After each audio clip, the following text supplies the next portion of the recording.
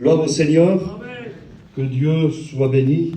Je vous salue à tous et à toutes dans le nom du Seigneur Jésus. Vous êtes prêts pour être bénis de la part du Seigneur? Amen.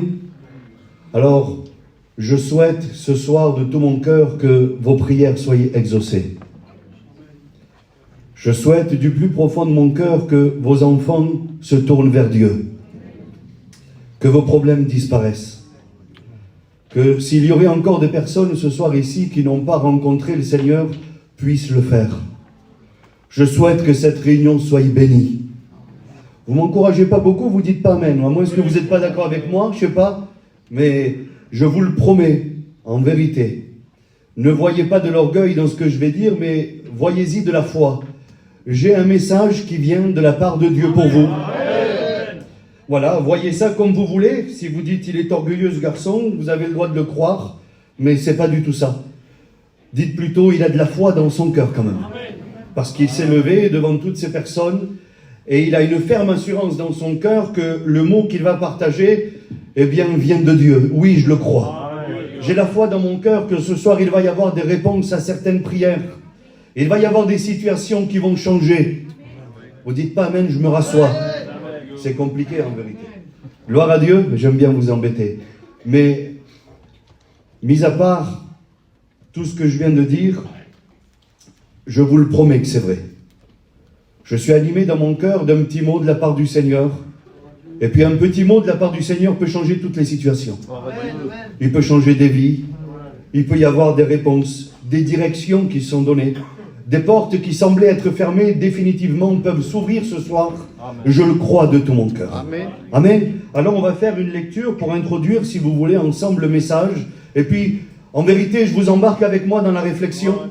Je voudrais que ce soir, ce ne soit pas juste quelque chose que je veux vous dire, mais qu'on puisse y réfléchir ensemble. Que tu puisses te poser des questions. Peut-être que ça va être la réponse pour toi que tu attendais jusqu'à présent. Alors, dès le début, si vous voulez, Dieu va faire quelque chose d'extraordinaire. C'est qu'il va appeler ce qui n'existait pas, et ça va exister. Dans le livre de la Genèse, chapitre 1, on va lire ensemble le verset 1er. C'est le début de toute chose. Je dois prendre 2 ou 3 minutes pour vous expliquer un petit peu la réflexion que Dieu a mis dans mon cœur, et puis qu'on puisse saisir, si vous voulez, ce mot que le Seigneur veut nous donner. Amen. Donc, le premier verset que nous allons trouver dans la parole de Dieu, dans la Bible, est celui-ci. Au commencement, Dieu créa les cieux et la terre. Amen. Alors, il va créer, il va appeler ce qui n'existait pas, et puis ça va apparaître, ça va prendre vie, ça va prendre forme. Et puis, quand on continue la lecture, Dieu créa, Dieu créa, Dieu créa. Mais comme Dieu fait les choses bien comme il faut, il va faire quelque chose de particulier. Quelque chose qu'il a pris soin de faire lui-même. C'est une étape qu'il n'a déléguée à personne. C'est quelque chose qui était en lui, et puis qu'il va devoir mettre en œuvre pour que ce qu'il a créé ait toute sa valeur, si vous voulez. Et puis je suis sûr que vous voulez savoir ce que c'est. Eh bien, quand on lit dans le verset 4, c'est la continuité de la lecture, vous avez bien compris, je vous fais grâce un petit peu d'une longue lecture, vous le relirez chez vous, mais Dieu vit que la lumière était bonne, et Dieu sépara la lumière d'avec les ténèbres. Oui, Dieu va créer, il est le créateur de toutes choses, nous le découvrons dans la parole de Dieu, mais il va prendre soin de séparer. Il va placer des limites, il va passer des bornes, il va placer un trait lui-même par ses propres soins. Et puis, si on pourrait continuer la lecture, verset 6, il sépare. Verset 7, il sépara. Verset 14, il sépare. Et verset 18, pour séparer. C'est-à-dire qu'à plusieurs reprises, Dieu va prendre soin de faire une distinction entre deux choses. Il va tracer un trait. Alors j'ai l'exemple qui me vient à l'instant. Vous voyez bien un petit peu la délimitation là au milieu de l'église. Ça a été pour séparer la rangée de droite et de gauche, si vous voulez. Il fallait que ce soit vu. Et puis Dieu a placé des limites. Dès le début, dans le premier chapitre de la parole de Dieu, Dieu créa, mais aussi il sépara et sépara. C'est très important. Ça ne pouvait pas rester juste mélangé. On n'avait pas le droit de faire nous-mêmes le choix de ce qui devait être à droite ou à gauche. On ne pouvait pas nous-mêmes choisir ce qui était bon ou mauvais. Dieu a pris soin de séparer. Amen. Que Dieu soit béni. Amen. Et puis ça, dès le début, il va le faire. Alors restons avec cette idée-là, que quand Dieu crée quelque chose, il ne veut pas d'ambiguïté. Il ne veut pas quelque chose de flou, quelque chose de presque, quelque chose qui y ressemble. Non. Il y a les ténèbres et la lumière. Amen. Il y a la mort et la vie. C'est ça. Et puis, l'ennemi de nos âmes, que Jéhovah lo reprenda, et ça, il a vu la manière dont le Seigneur travaillait. Il a vu le travail qui avait été fait, et puis ce qu'il a voulu faire, lui aussi, dès le début, chapitre 3, verset 1er, et puis on rentrera dans le message. Il va poser une question, et il va dire, Dieu a-t-il réellement dit? Dieu a-t-il réellement dit, tu ne mangeras pas de cet arbre du fruit? C'est-à-dire que lui, ce qu'il voulait par-dessus tout, c'est mettre le trouble. C'est effacer les limites que l'Éternel avait créées et qu'il avait placées. Il voudrait un petit peu nous plonger dans une ambiance un petit peu floue, un petit peu presque. C'est à peu près. Et puis, malheureusement, frères et sœurs et amis, je m'adresse à chacun de vous ici, on sait très bien que dans le monde aujourd'hui, je dis le mot et puis ça va vous marquer, presque ça ne suffit pas. Presque ça ne suffit pas. Là, tu vas faire les commissions dans une grande surface, tu as 100 € dans la poche, et puis arrivé à la caisse, ça fait 120 €. Et à la dame, tu vas lui dire, ben madame, j'y suis presque, il me manque 20 €, je peux passer quand même, c'est presque. Elle va te dire, ou tu laisses des choses, ou tu ne sors pas avec le caddie entier. On le sait aujourd'hui. On le sait très bien, c'est dans notre culture, c'est dans notre tête, dans nos cœurs, dans nos habitudes de tous les jours. Presque, ça ne suffit pas. Je vais vous donner un exemple qui est vrai. C'est une histoire vraie. C'est un groupe de randonneurs qui était parti faire une grande randonnée pendant plusieurs jours. Et puis, au bout de certaines heures qu'ils marchaient, le temps a tourné. Ils savaient que, pas loin d'eux, il y avait un refuge. C'est une histoire vraie que je vous dis. Et puis le moniteur qui était là avec eux dit, on va marcher encore un petit peu, on y est presque. Même si la tempête arrive, même si le temps a tourné, même si la neige commence à tomber, c'est pas grave, on y est presque. Écoutez, au final, la neige est tombée tellement forte qu'ils n'ont pas pu avancer. Et puis cette histoire malheureusement vraie nous dit que tous les randonneurs qui étaient là ce jour-là sont tous morts de froid. Le lendemain, la tempête s'est dissipée, et puis il y a eu des recherches avec un hélicoptère, et ils les ont trouvés à quelques mètres du refuge. Presque, ça n'a pas suffi. En vérité, c'est vrai. Presque, ça n'a pas suffi. Et malheureusement, au jour d'aujourd'hui, l'ennemi, ce qu'il voudrait faire, c'est effacer ces limites que l'Éternel avait marquées pour qu'on puisse se dire, presque, ça suffira. Il semblerait qu'on essaye de se persuader, de se contrôler un petit peu nous-mêmes. Des fois, on part dans des débats. Vous avez vu, il y a des personnes qui aiment beaucoup les débats, poser beaucoup de questions bibliques, en espérant trouver la réponse qui leur convient, pour dire oui, mais j'y suis presque. Ce soir, écoutez, je ne suis pas venu ici pour vous faire plaisir. Je suis venu ici pour vous dire ce que le Seigneur a mis sur mon cœur. Et le mot de Dieu ce soir est celui-ci. Presque, ça ne suffira pas. Je suis désolé, je vais pas tourner. Presque, ça suffira pas. On l'a vu pour eux, on l'a vu pour nos caddies. On sait très bien comment ça se passe. On l'applique dans nos vies de tous les jours, ici-bas sur terre. Mais par contre, pour Dieu, il semblerait qu'on est un petit peu plus laxiste. Il semblerait qu'on accepte certaines choses en disant, ça ira, ça va aller. On verra la semaine prochaine, la prochaine réunion, le mois prochain, prochaine mission. Et puis le temps passe, mes amis, et ça suffit toujours pas. Et puis, quand on regarde un petit peu la parole de Dieu, il y a un homme qui a été vraiment tourmenté par ce presque. Et puis, si vous voulez, on va le voir ensemble. On va refaire une lecture dans la parole de Dieu. On va voir ensemble ce monsieur qui a été tourmenté à un point. Sa réaction va nous en parler elle-même. Cet homme, on le connaît, mes amis. Je ne suis pas juste venu vous raconter une histoire. Je ne suis pas juste vous raconter une fois de plus une histoire que vous connaissez. Ce n'est pas du tout le but de cette réunion. Le but de cette réunion, c'est que si ce soir, ici, parmi nous, il y aurait une personne qui se dit « J'y suis presque, ça suffit », eh bien, qu'il puisse se ressaisir ce soir. Et se dire « Bien, Dieu m'a parlé. Tu voulais un mot de Dieu. Dieu t'a parlé ce soir et il t'a dit que presque, ça ne suffira pas. L'enlèvement de l'Église ne se fera pas pour ceux qui sont presque prêts. J'avais l'intention de le faire. Ça ne suffira pas, une intention.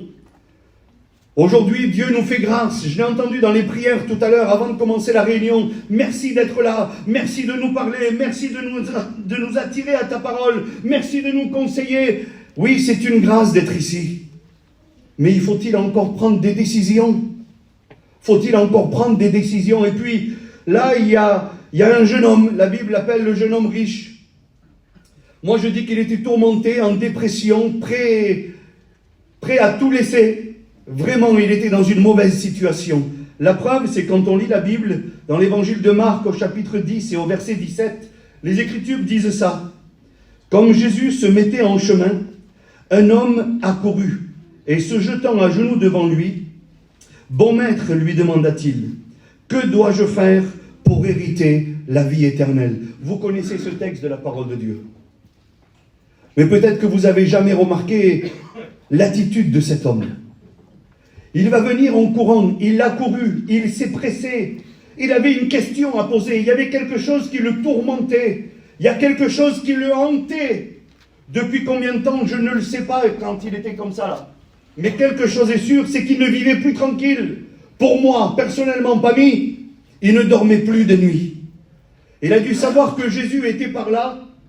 Il a dit vite, avant que je manque le coche, il va falloir que je lui pose la question. Alors il va accourir et puis il va se jeter à genoux devant lui. Je ne sais pas, mais je vous le dis, ce n'était pas prévu, mais ce matin, je suis allé à la mairie de Drape pour déposer un dossier pour changer de maison. Je demande un logement social. Et puis, par chance, avec ma femme, on a eu affaire au maire en personne. Monsieur le maire, je vous le promets que je ne me suis pas jeté à genoux devant lui. C'est monsieur le maire, il peut changer ma situation, il peut me donner une maison plus appropriée pour moi, dans un meilleur endroit, mais je vous le promets qu'à aucun moment la pensée a effleuré mon esprit de me jeter à genoux devant lui, vite. Monsieur, avec beaucoup de respect, bonjour, un tel, mais voilà, comme on fait.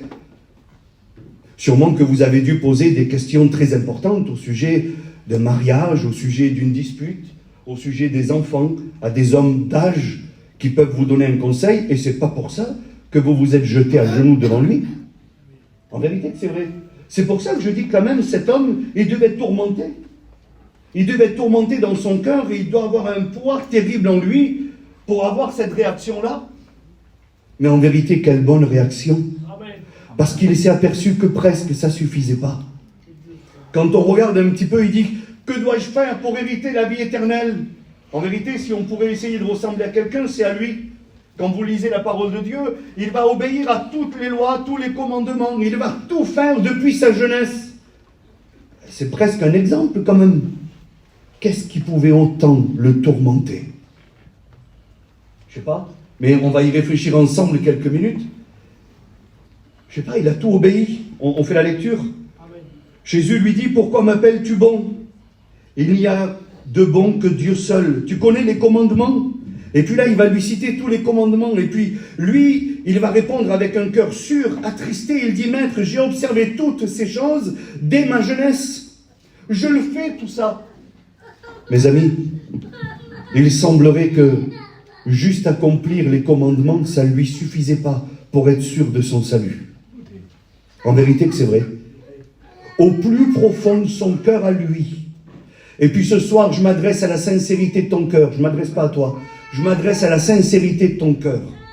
Tu sais au plus profond de toi que ça ne suffit pas les 3 réunions par semaine. Ça ne suffit pas le peu d'efforts que tu as fait jusqu'à aujourd'hui. Dans ton cœur, quand tu es face à cette question, tu es tourmenté quasiment au même point que lui. Que dois-je faire pour hériter la vie éternelle?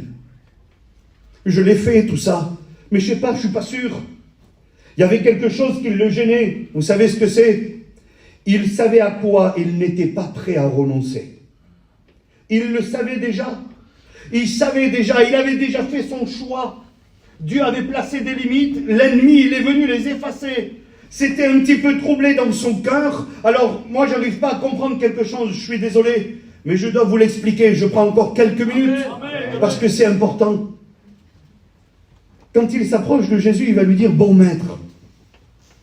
Et puis, j'ai essayé un petit peu de me plonger dans l'histoire et voir la scène un petit peu, essayer de voir un petit peu comment ça s'est passé.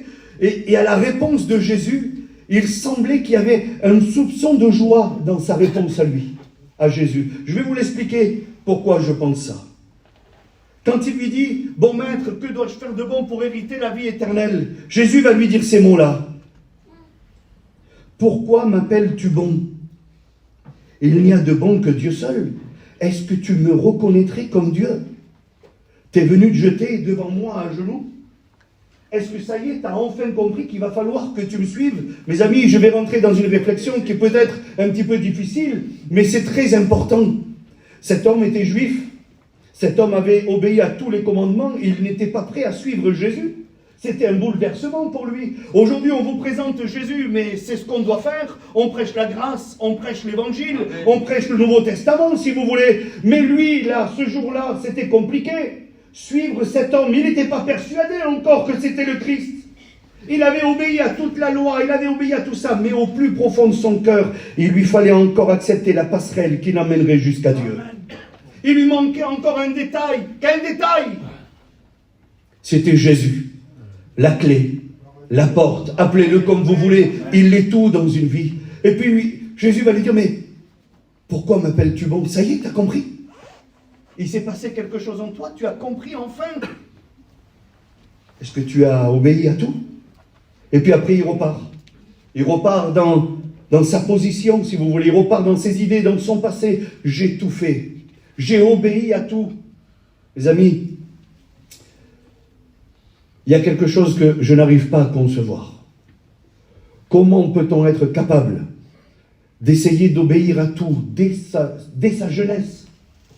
Et au moment où Jésus va lui dire « Viens et suis-moi », il va repartir tout triste. S'il y a bien quelqu'un qui y était presque, c'était lui.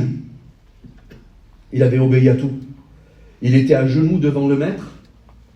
Il lui a posé la question fatidique, que dois-je faire pour hériter la vie éternelle? Et puis lui, il y était presque, il avait simplement qu'à se lever et à le suivre. Il avait tout fait, il avait donné toute sa vie, toute sa jeunesse. Mais il y avait quelque chose encore qu'il n'était pas capable de délaisser. Alors oui, c'est peut-être un petit peu pesant ce soir.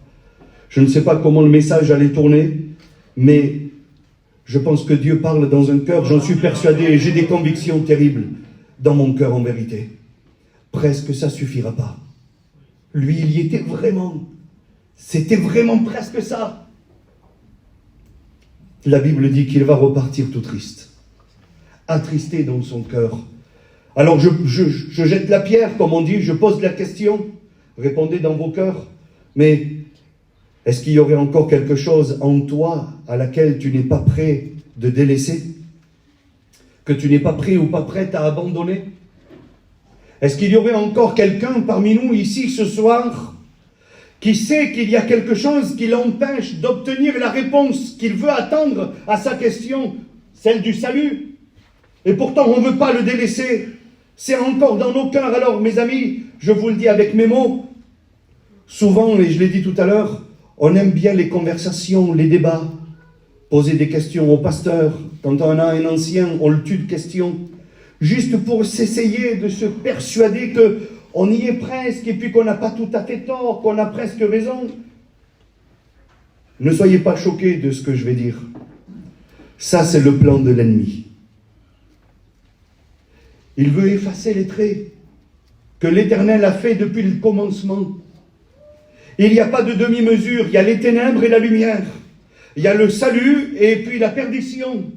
Aujourd'hui, on voudrait laisser l'ennemi effacer ce trait pour vivre entre deux et essayer de se persuader que ça ira. Mais jusqu'à quand? Jusqu'à quand? Est-ce que c'est juste pour ta conscience? Est-ce que c'est juste pour dire, je continue à chanter quand on m'appelle, je continue à témoigner quand on m'appelle? Ou est-ce que tu as besoin véritablement de cette réponse ce soir? Est-ce que tu veux vraiment entendre ce que le Seigneur a à te dire, si ce soir tu oserais lui poser cette question? Alors je finis dans quelques minutes. J'étais cet après-midi à la maison et puis je lisais et j'ai relu plusieurs fois le même passage. Et puis à un moment donné, je ne sais pas comment l'expliquer, mais j'ai imaginé cet homme dans une autre situation en disant les mêmes mots. Pareil. Parce qu'étrangement, ce qu'il fait, ça ressemble à une prière. Peut-être que vous ne l'avez jamais vu comme ça, les garçons. Mais cet après-midi, je sais pas, le Seigneur a attiré mon attention sur ça. La Bible dit qu'il va courir, il va rentrer dans sa chambre, il va fermer la porte, il va se placer à genoux devant Dieu, il va dire Maître. Il semblerait qu'il veut lui parler à lui seul. C'est comme une petite prière. Et est-ce que ce soir, on serait capable de la faire, cette prière? Je m'adresse à l'église de Villeneuve-Loubet, je m'adresse à vous qui êtes en face de moi, à chaque membre de l'église, toi peut-être qui n'en fais pas encore partie, je te fais la même question à toi aussi. Est-ce que ce soir, on serait capable, avec sincérité comme cet homme l'a fait, il s'est jeté à genoux, il s'est placé devant Dieu, et est-ce qu'on serait capable de lui poser la même question? Maître, ça fait longtemps que je suis chrétien, lui toute sa jeunesse, et moi ça fait quelques années. Et l'assurance de mon salut, c'est compliqué. L'ennemi est venu effacer les limites, je ne sais plus trop où j'en suis, c'est vraiment compliqué. Me resterait-il encore quelque chose à faire? Qu'est-ce qui me reste à faire? Plutôt, la question c'était ça. S'il y avait une question qu'il devait poser, c'était celle-ci. Qu'est-ce qu'il me reste encore à faire? Parce qu'il savait que ça ne lui suffisait pas, son état ne suffisait pas pour lui donner l'assurance de son salut. Il était tourmenté. Alors est-ce que ce soir on serait capable? Alors tu feras ce que tu veux de la réunion. Tu pourras dire, oh il a été lourd ce soir, je m'attendais à un autre mot. Mais pourtant c'est le mot de Dieu. Est-ce qu'on pourrait tous regarder Dieu en face ce soir et dire, Seigneur, alors voilà mon salut, où j'en suis? Me resterait-il encore quelque chose? Mes amis, cet homme savait à quoi il n'était pas prêt à renoncer encore. Il savait ce qui lui restait encore dans son cœur. Et puis au moment où je te parle, t'as beau faire ce que tu veux, tu sais ce qu'il y a encore dans ton cœur qui t'empêche de recevoir l'assurance de ton salut. Lui, il s'est mis à genoux devant Jésus et il lui a dit ça. Que dois-je faire alors? Eh bien, à sa surprise, Jésus va lui répondre.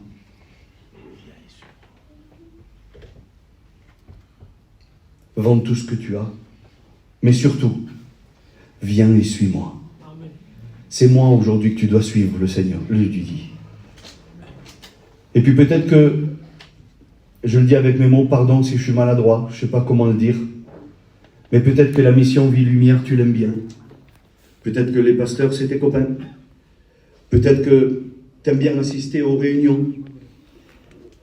Mais ça ne suffira pas. Tu aimes bien partir l'été. Ça ne suffira pas. Tu y es presque. Il te faut juste ça. Suivre Jésus. Juste ça. Alors, ce soir, je suis venu pour t'embêter un petit peu et te dire ouvertement ce que le Seigneur avait déposé sur mon cœur. Je vous le dis maintenant parce que j'ai terminé. Je lui ai dit à Maison tout à l'heure, j'ai dit je suis embêté, c'est pas dans mes habitudes.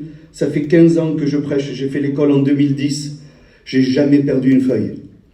Ben, ce soir, je l'avais pas. Je l'ai perdu. J'ai laissé ma Bible tout à l'heure à Juan, à mon fils. Je ne sais pas qu'est-ce qu'il en a fait.